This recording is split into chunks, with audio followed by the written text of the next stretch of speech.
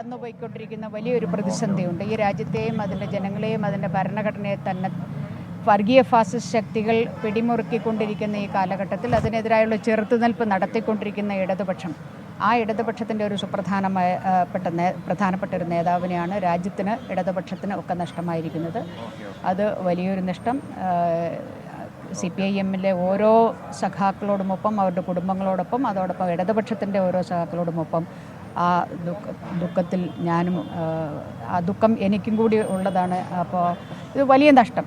അതിന് പ്രത്യേകിച്ച് ഈ കാലഘട്ടത്തിൽ എന്താണ് പറയേണ്ടത്, ഒരു പാർട്ടി മാത്രം വിചാരിച്ചാൽ പരാജയപ്പെടുത്താൻ പറ്റാത്ത ശക്തിയാണ് നമുക്ക് മുമ്പിലുള്ളത് എന്ന് മനസ്സിലാക്കിക്കൊണ്ട് ഒരു സംയുക്തമായി, അത് രാഷ്ട്രീയ പാർട്ടികളെ മാത്രമല്ല മറ്റ് പുരോഗമനപരമായ സംഘടനകളെ കൂടി ചേർത്തുകൊണ്ടുള്ള പോരാട്ടങ്ങൾ സംഘടിപ്പിക്കുന്നതിന് അതിൻ്റെ ഒരു പ്രാധാന്യം മനസ്സിലാക്കിയ ഒരു ഇടതുപക്ഷ നേതാവായിരുന്നു അദ്ദേഹം.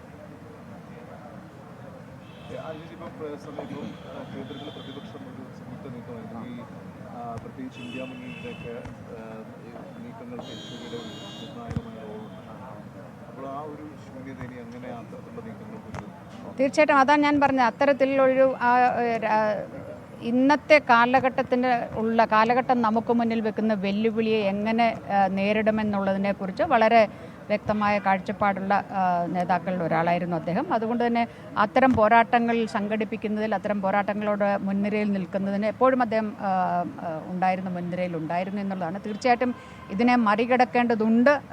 പക്ഷേ അത് വലിയ നഷ്ടം, ഈ പോരാട്ടങ്ങൾക്കെല്ലാം ഒരു വലിയ നഷ്ടം എന്ന് തന്നെയാണ്. ആനി രാജയാണ് ഇപ്പോൾ യെച്ചൂരിയെ അനുസ്മരിച്ചത്.